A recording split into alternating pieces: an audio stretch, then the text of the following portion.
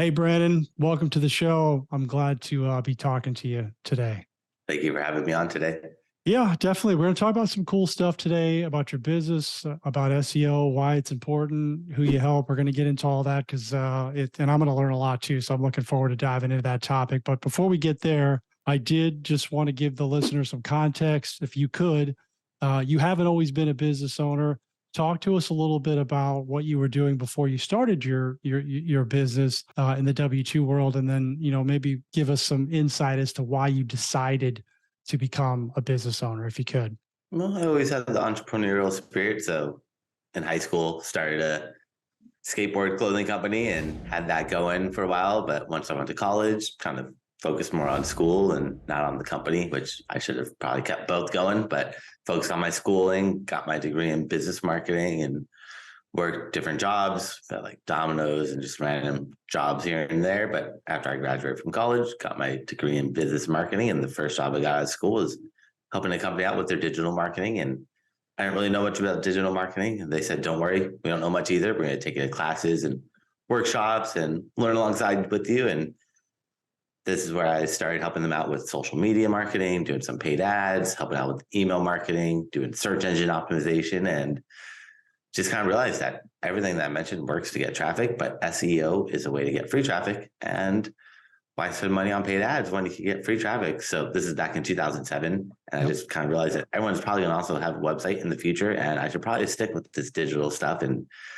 ever since then, never looked back, worked at that company full time, and then they took me to seminars and workshops where I learned that I could find side clients. So I could work full time, and I could also go to like a local restaurant or lawyer or doctor, or whatever it may be, and ask them if they wanted to get more visibility and exposure online. And we're not competing against, there's no conflict of interest. I'm not competing against my full-time company, which is a nice part. So as long as I'm not doing something that's competing with my full-time job, I'm able to pick up freelance clients here, there, and did that. And that's really what sparked my interest with the digital side of things. Is I could work full time and I could also get a couple clients here and there and make some extra money. And doing that for a while over the years, was happy to just have a job after school and get a couple extra clients on the side. But after doing that for like 5 or 10 years, realized maybe I should focus on this a little bit more, because I'm getting a bunch of clients and I'm working at different advertising agencies as a director of SEO, but before work or after work on my lunch breaks, I'm working on my own company, and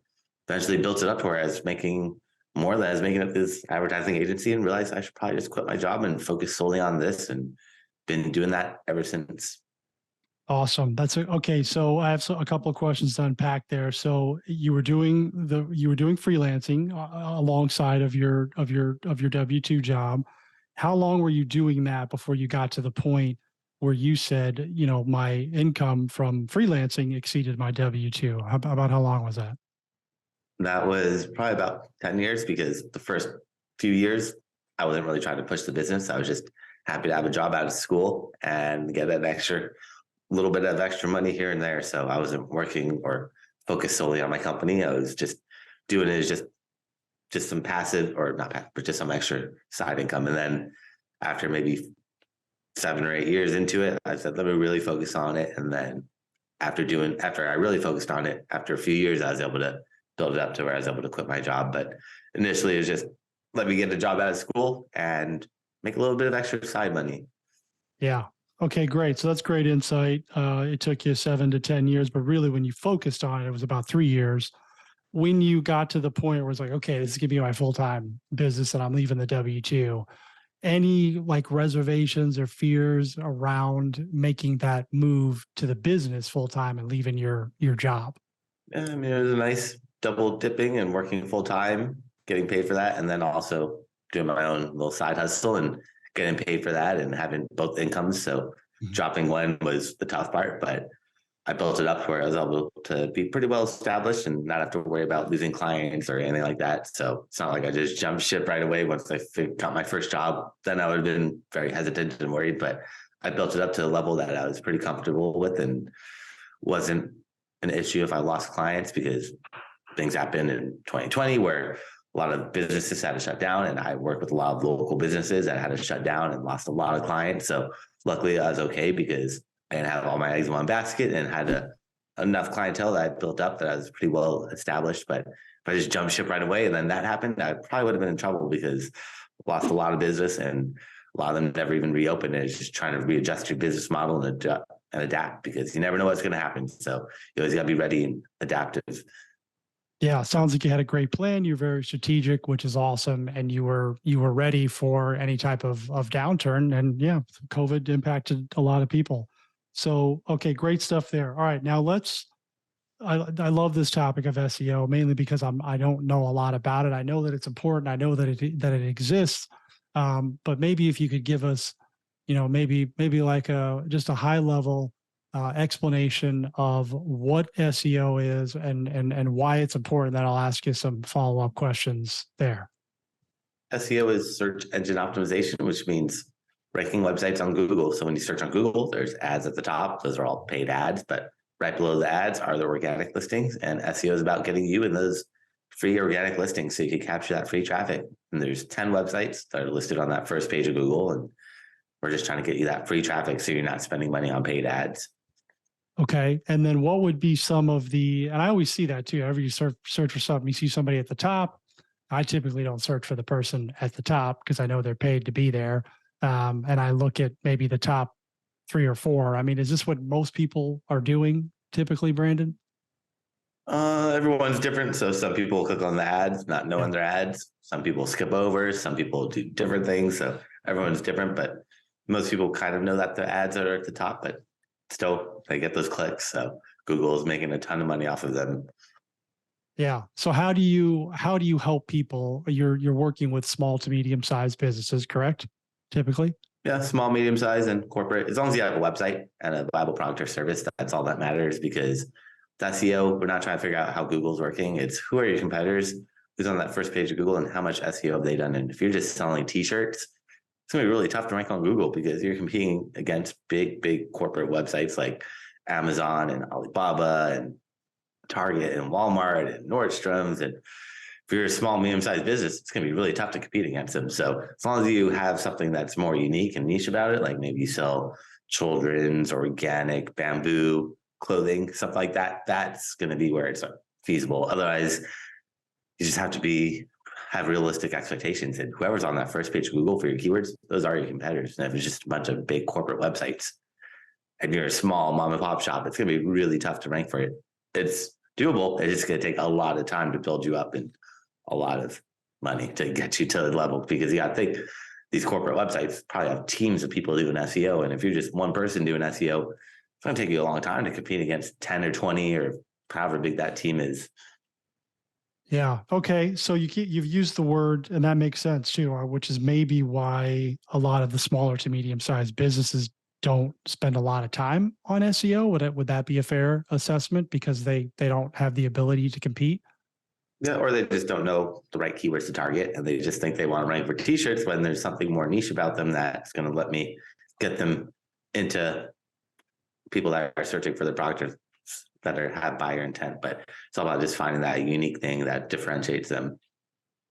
Got it. Oh yeah, and that's what you help. That's what you help these business owners do. Correct? Is find the keywords and the differentiators to rank higher.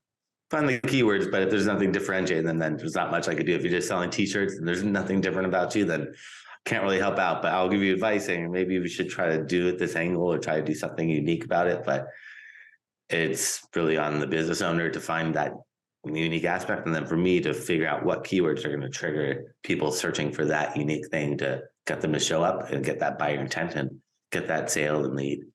Okay. Got it. Do you have maybe a couple of like tips, or like if people are trying to do, rank higher, like what are some of the things that you would look at with a business to help them, if they're on page like 3 or 4, not any page at all, like what are some of the things that you're doing to help optimize to get them up to page 1 or close to it? We're working on putting keywords on their website. So going in the coding where Google looks and putting keywords in different places, because what we see and what Google sees is different. Google is just looking in the coding for you to put keywords in different places.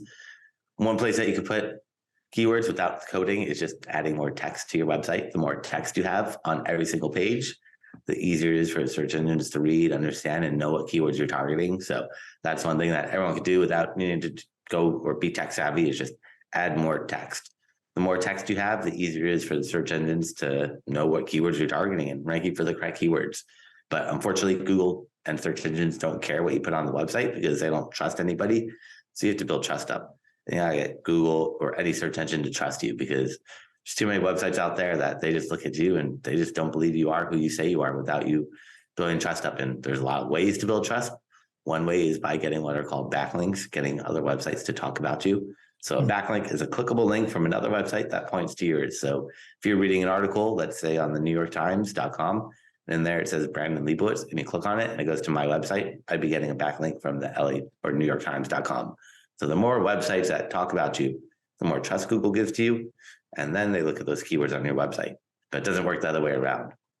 Okay, that's awesome. So I've heard the term backlink used a lot, and I appreciate you just explaining it to me, because I was always wondering, like, what does that mean? Because it doesn't sound exactly what the word said. It doesn't mean exactly what the word sounds like, right?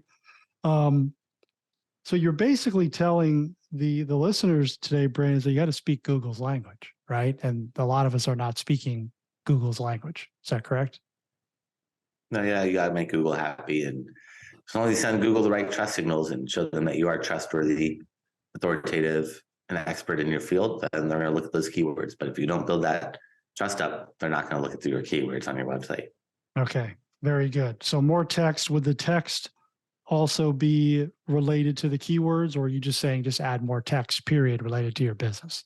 No, it should be about the keywords people are searching for, or it should be about your business, but your business should have those keywords, because if you're a dentist and you're writing about just random stuff, that's not going to do much good. But if you're a dentist and writing about stuff related to dentists or teeth whitening or how to clean your teeth or anything that's related to what you're doing, that's what Google sees. If you're just throwing random text there, it's going to confuse the search engines and it's going to do more harm than good. Yeah.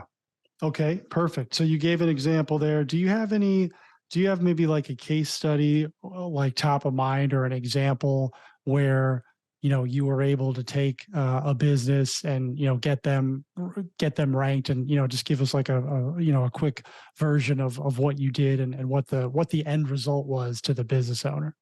Yeah, there's a website where they sell land online and help them get more visibility and exposure for all their listings, and making sure that they all show up online when people search for different properties in different states and cities, and make sure that all those pages have text on them, making sure that they have the right keywords in the right places. So going into the coding and optimizing like the title tag and a meta description and image alt tags and adding schema code and adding sitemaps and all this really technical stuff helps Google better read and understand that page, and interlinking the pages together. Start blogging more to keep the blog updated with relevant, fresh content. That way Google sees that the website's still active and people are still posting there, which lets Google know that they're still in business, because Google sometimes looks at a website and if you're not updating it, they're not going to think that you're still in business. So keeping that updated helped Google start trusting the website more. But without those backlinks, that didn't really matter much. So you had to start going out and doing a lot of content marketing and getting other websites to link out to that website by looking at the competitors' backlinks and doing press releases and articles and blogs, and just getting the word out as much as possible on niche related sites. And once Google started seeing that they've been published on other sites, Google started trusting them a little bit more and started looking at those keywords on their website to figure out what keywords to start ranking for them for, and eventually got them to the first page of Google for their keywords. It took a while because it was a hyper competitive industry, but once you got to that first page of Google, then it's really that tougher part, because that's where everyone is doing SEO, and that's where you got to take it to the next level and do all these more technical little things, like looking at how old the website is, getting site speed, and looking at user experience, how people behave on your website, and a lot of other more kind of technical issues. Yeah, that sounds like a lot, Brandon. So I think it's blogging sounds like it's very important. Is that what I'm hearing? Yeah, blogging is good because it adds more content to your website. Because after you add all the pages on your website, there's only so many pages you could add. Then you're like, all right, I added all these pages. What next? But a blog lets you add more pages and add more text and essentially rank for new variations of keywords that you wouldn't already be able to rank for without having that extra content on the website. Okay. Now so this example you just gave, which was great, roughly how long would something like that take to get to, to get to page one? It depends. So with them, it took about like 8 or 9 months. But if you're more established and have a lot of trust already, then Google will rank you a lot quicker. If you're a brand new website, don't have any trust, it could take 6 months, it could take a year, it could take longer than that. That's why I got to analyze each website and see where you are versus competitors. That way you can figure out how to get you to the level that you want to be at, because it's not a one size fits all. It's let's figure out who your competitors are, what they've done, and how we can do a better job of it. Yeah. Okay. And then you help business owners with everything that you just mentioned. Yeah, help them get that traffic so they can focus on their business and not worry about all this technical coding stuff and content marketing and articles, blogs, press releases. Kind of take care of it all for them. Okay, great. Because this does sound like it would be a full-time or close to a full-time job, or you'd need somebody on your, excuse me, on your staff to do this. Am I tracking with you correctly? No, it takes a decent amount of time. It's not just set it and forget it. You got to keep updating and maintaining it. So once you get to that first page of Google, your competitors are not going to be happy about that. So they're going to try to outrank you, and it's kind of just a back and forth battle keeping those rankings. Okay, so it's ongoing, and then you're suggesting, one of the things that I've heard you talk about was like there's no need for you to run ads when you can do this organically. Could you speak a little bit more as to, the pros and cons of running paid ads versus doing, optimizing your Google for keywords? Well, I would still run paid ads. They definitely work. It's just making sure you're making a positive return on ad spend. So you're putting in more money than you're making. As long as you're making more, then I would keep running those paid ads. They don't not work. It's just they get expensive. And once you stop running paid ads, you just disappear. So once you stop spending money, you're gone. With SEO, you stop doing SEO, you're not just going to disappear. So those would be the main differences. Is SEO is more long-term, paid ads are more short-term, and they definitely work. And there's a lot of different types of ads. Like people come to your website and they don't make a purchase. Like you on Amazon, you look at a product and you don't buy it. Those ads will follow you around. Those are called remarketing. Those work really well because on any website, half your traffic's going to leave without converting or would just leave immediately. So that bounce rate. And if you keep yourself top of mind, that's going to help build more trust for people, because getting Google to trust you and rank you is tough enough. After you get Google to trust you, how do you get people to trust you once they go to your website? Because most of those people are going to hit that back button and not do what you want them to do. And keeping yourself top of mind is going to help hopefully get them to come back to your website and convert. Awesome. I love it. Yeah, this sounds like you need to be doing both kind of alongside of each other. And again, not stopping, right? You want to make sure you're optimizing for both. Brandon, tell us a little bit about where we can find more about your business. Number one, because I want to make sure we give those links. How can we find out more about you? So for everyone that wants to learn more, I created a special gift for them. If they go to my website at SEOoptimizers.com, that's SEOoptimizers.com/gift. And they can find my contact information there. And they can also see a bunch of classes I've done over the years that show step-by-step how to do this stuff. And they can watch those classes for free. And also, if they want to book some time on my calendar for free website analysis, I'm happy to check it out from an SEO point of view and see what's working, what's not working, and how to get them to the level that they want to be at. And they could book some time on my calendar for free is there as well. Okay, perfect. I would encourage all of you to take advantage of that. For all of you who have a business or a side business, do you work with, now you have experience with this because you did both on the side. You had your freelance business a long time, your W-2. Do you work with a lot of clients that are in a similar position that you were in when you were still working W-2, side business and trying to get out of their W-2? Yeah, I have a decent amount of people that are doing that. Some are quit their job usually once they're ready to really push it and go for it. But some are just kind of in mode and just trying to figure out how to get the word out there and how to get people to find them. When it comes to SEO, Brandon, and everything that we're talking about today, what are maybe some of the common mistakes that you see people making as it relates to their website? I know you've touched on a couple of them, but maybe I just want to make sure we're not missing everything. And backlinks, and not knowing that backlinks are what ranks websites, or building the wrong type of backlinks. And if you build the wrong type of backlinks, it's actually going to do more harm than good. But the backlinks are really tricky because not many people know or understand or really understand what they are and how to build them and build them in a safe way that's going to get them more trust from Google and not do any harm. Okay. You said the wrong type of backlinks. So what do you mean by the wrong backlinks? What would be an example of that? So anything that's not related to what you're doing. So you want sites that are related to what you're doing. That's a big part of Google's algorithm. And if you're selling like tennis shoes and you're getting backlinks from a casino, it's going to look a little strange. Like, why is a casino linking to someone making tennis shoes? But if you're making tennis shoes and you're having other websites related to fashion, to clothing, it doesn't have to be other shoe companies. Anything somewhat related, that's what Google wants to see. So if you're a shoe company and you're getting like a dentist to link out to you, it doesn't really make sense. Like, what's this dentist doing? Yeah. It's okay every once in a while. Maybe you made the dentist shoes, but if all your backlinks are coming from dentists, that's going to look a little strange. So you got to have relevancy. That's a big part of the backlinks is finding sites that are related to what you're doing. The more related it is, the better off it's going to be. But as long as it's somewhat related, that's all that matters to Google. Okay.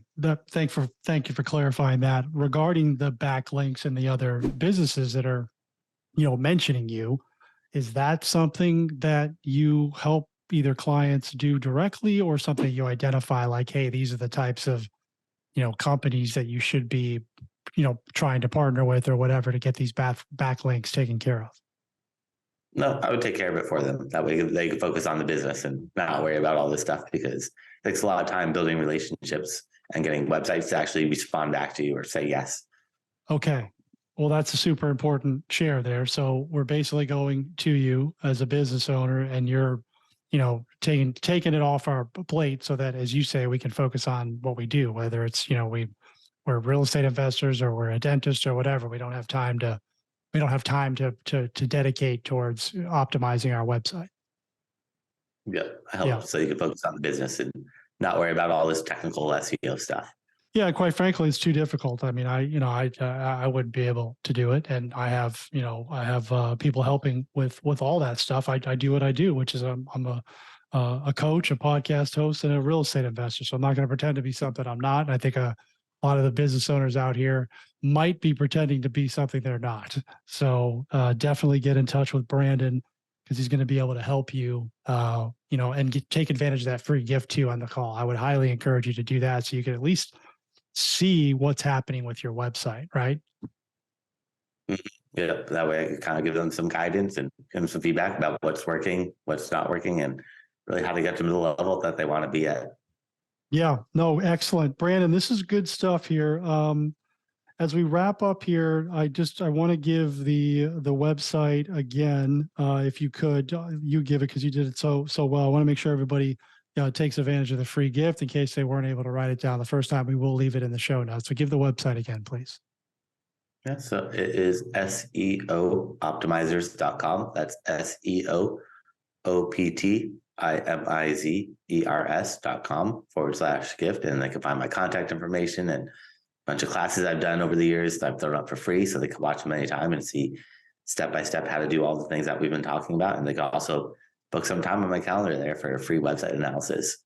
Excellent. Definitely do that. And anything I didn't ask you, Brandon, or any final thoughts that you had that you wanted to share with the listeners today? I really appreciate you being on. I would just say be patient with it all. SEO takes time, so don't get discouraged if you're not seeing immediate results. But as long as you keep sending the right signals to Google, they're going to start trusting you more and more. But just be patient with it. It does take time. Be patient. Words of wisdom that most of us don't listen to. Brandon, thanks for spending some time with us today and teaching us this very valuable lesson. I appreciate you being on, and everyone, make it a great day.